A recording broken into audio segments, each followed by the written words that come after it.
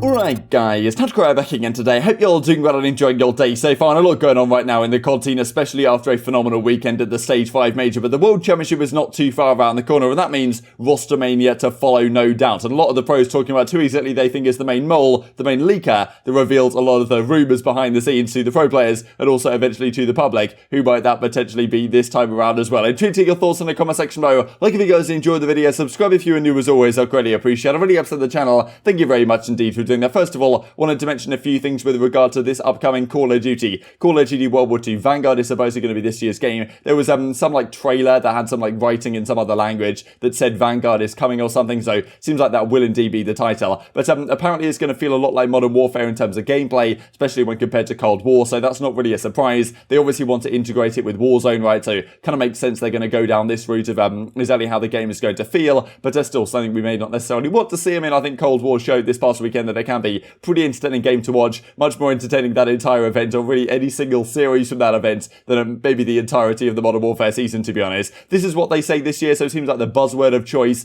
for the guys that are, you know, doing the marketing for Call of Duty 2021 is robust. So yeah, really robust game at launch, they do indeed say, which is of course a good sign, but they say something like this every single year, right? So not really into this at all. But we've gotten farther ahead at supporting post-launch, so kind of interesting there's CDL Intel tweet right here, because there's been some discussion about London Docks, right, coming as like a DLC map, but maybe the game itself will launch with very few maps, so still something of a concern, but I'd like to see Docks back right going forward, but whether it works for this, you know, whether it works for the movement in this game and stuff, if it's going to be very different to the original World War II, that of course does remain to be seen. Not obviously the best couple of weeks for Activision Blizzard. Yesterday, Blizzard Entertainment president just straight up resigned. Of course, there's been, there's the ongoing lawsuit between the California state government and Activision Blizzard over workplace harassment, which is obviously like not ideal for them by any means. And also what's not ideal for them is, as you can see right here, T-Mobile has reportedly ended its partnership with the COD League and the Overwatch League. You guys might have felt that these last couple of weeks there hasn't been as much advertising on the streams that maybe there was before, and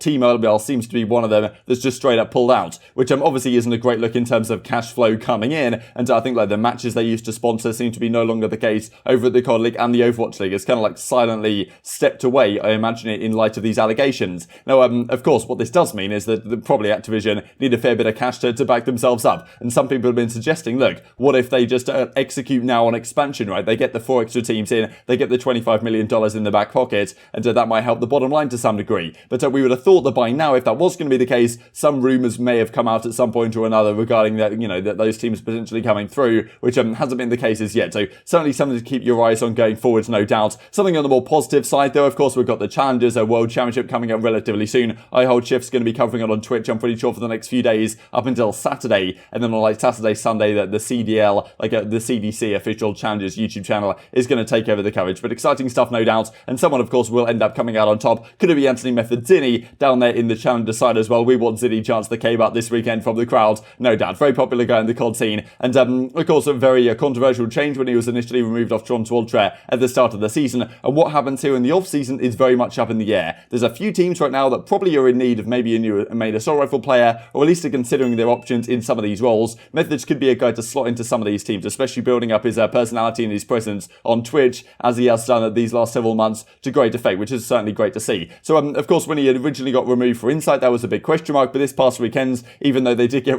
ultra reverse swept to the grand finals, Insight did have a 1.44 KD. So you would imagine Methodz might find himself onto a different team going forward into the off-season, right, and therefore some roster mania rumours, I imagine it will begin to come out. This came out last year, right, when it looked like Methodz was trying to steal my job, doing the with the sock on the microphone right here, drama alert CDL roster mania that got a fair bit of traction on Twitter, and no doubt there will be rumours coming out so far this year as well. We've already heard some rumours, the likes of like Pred is in discussion with some of these teams in the CDL. I'm sure other players are considering their options and probably discussing, because these bottom 4 teams, right, that are out of the league, they've got to be thinking about who they're trying to get in and what moves they're trying to make already. And then as soon as basically as soon as Champs is over and the free agency period opens, then they can execute on some of these moves. And who is kind of the main talisman behind the scenes where some of this information comes out through? Because of course, credit CDL Intel, he has his sources, he has his contacts, and generally it's a lot of the pros discussing with each other, and then some of it manages to leak through. And who might be the main guy, the main culprit for the pro side? Well, a few of the pros may think it's Anthony Methodz,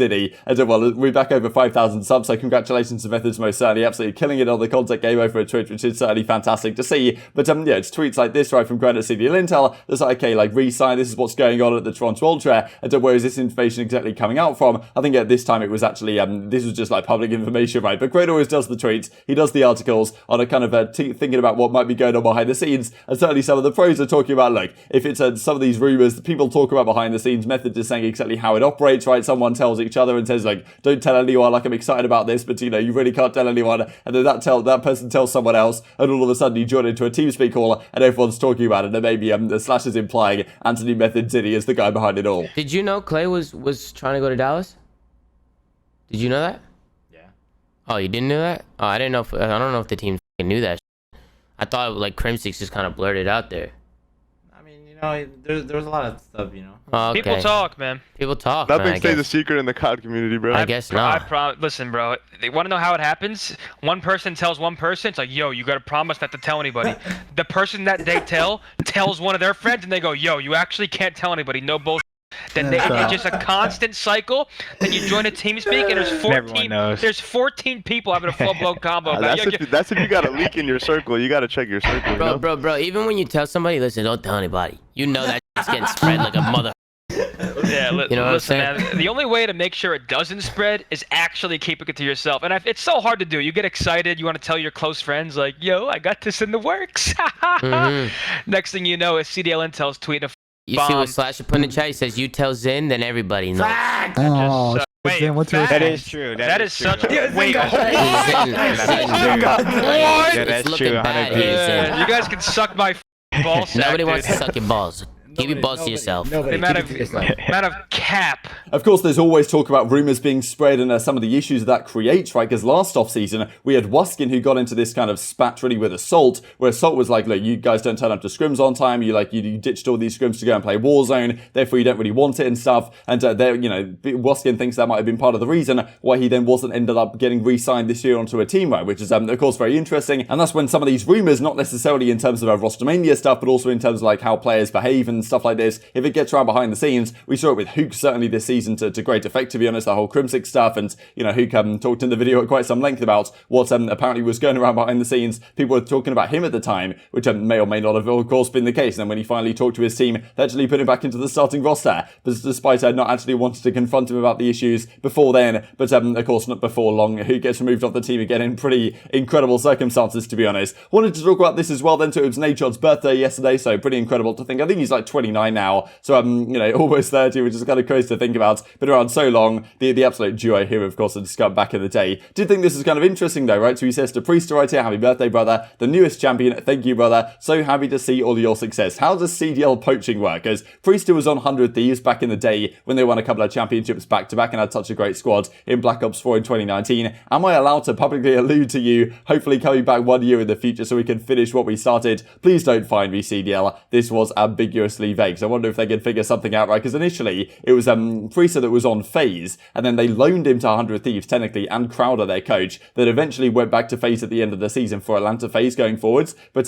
still, maybe Nadeshot and 100 Thieves can figure something out here. And Kenny says the same thing, like happy birthday, you know, Carlo Ken, Young Prodigy, Hard Carry, thank you. Let me know if you need some search and destroy tips leading up to champs. It'll be a reverse birthday gift. Also, sorry about the tweets after the Toronto matchup. So we looked about that, right? The fact that Nadeshot wasn't particularly happy. He was like, oh, the boys choked it away. I love this team too much. And drug tweeting and close matches do not go well together. Sorry to the whole team on this one, by the way. Love you guys and only want success for us. Probably could have texted this instead, but I'm feeling sentimental on the timeline. I know those game 5s hurt, so you probably didn't need me to pile it on at Drazah, John, and Slasher AL most certainly. So, yeah, interesting stuff, no doubt. Who do you guys think is, the culprit really behind the scenes for all of these Rostermania rumours that come out? Because it's not too far around the corner. It's, currently the 4th of August. We've got a couple of weeks' time really until the World Championship kicks off, 2 weeks tomorrow on the Thursday, and maybe even before then we start to get some rumours coming out, because as I say, these bottom 4 teams right now, they've got to be considering options. You'd imagine you're relatively clear on like what London will consider doing, right? Like I would imagine they keep Afro for sure, they may well keep Paul X, then they'll consider their options, like whether they want to go down the European route, whether they get Zero in, whether they get Nasty in, because they were trying to get him originally from the European side of things. So there's a lot of options these teams have, but for a team like Seattle, what did they do? Like who is Pred talking to, right? This very talented Australian player that people have been discussing is in some contact with professional teams. So there's a lot of potential rumours to come out, and well, maybe if Methodz gets told about any of these, we might well know about them sooner than we would hear about them otherwise. And of course, well, Seattle Surge is one of those teams that's in a big discussion right now, and well, this I thought was a pretty incredible image from this fine, handsome gentleman, which is, well, this one right here. I'll zoom in on it for you guys to enjoy. This is after Seattle, of course, beat Atlanta FaZe. You got Joey Nubsy's phenomenal posture in the middle ground, but also it's Prestinni and Arcitys enjoying each other's company, and